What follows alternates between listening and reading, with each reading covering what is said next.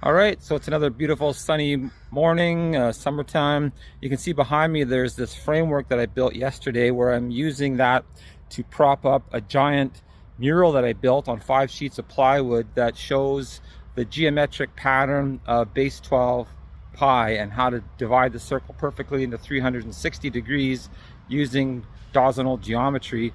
So that's what I'm doing right now. I'm showing this diagram to the world because it's not available in base 10, or it doesn't exist in base 10.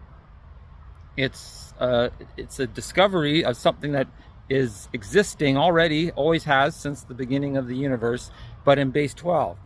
So we don't use base 12, so we just can't see it. So I'm gonna pull it out of the garage again, set it up, and go over how to build the diagram and how it has an internal structure that does perfectly divide the circle into 360 degrees. It's a giant diagram. It's really big. As you can imagine, 360 points is a lot of points on the circumference of a circle, and you have to make sure that it's all balanced and perfect and that it lines up correctly. So that's what I'm doing over and over and over again. You can look at this diagram. If you go into my history, you can see I've been talking about it for a long time, and I'm going to keep talking about it because it's really important that the mainstream math community becomes familiar with this idea that there are things you can do in base 12 that you can't do in base 10. That's the big belief that needs to be changed.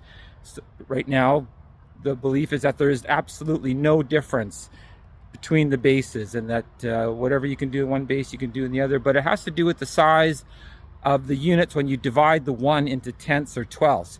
And that's an obvious example is when you divide 1 by 3. That's a simple version, but it's a good point, because if you have the length of 1, you divide by 3, you get this repeating decimal. So if you just did that and were forced to always divide everything by 10 and didn't have any other options, you'd come to the conclusion that it was impossible to divide 1 by 3 or get a perfect third, because every time you do that, you're forced to first divide that length of 1 by 10, and then you sort of put those little piles out, 3, 6, 9, you got 1 left over. And you always have that if you're forced to divide by 10. But we can say, well, I'll just divide by 12.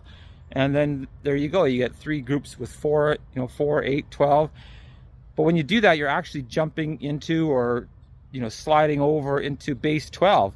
And so it feels like, oh, well, I could do 12s in base 10. It doesn't really matter.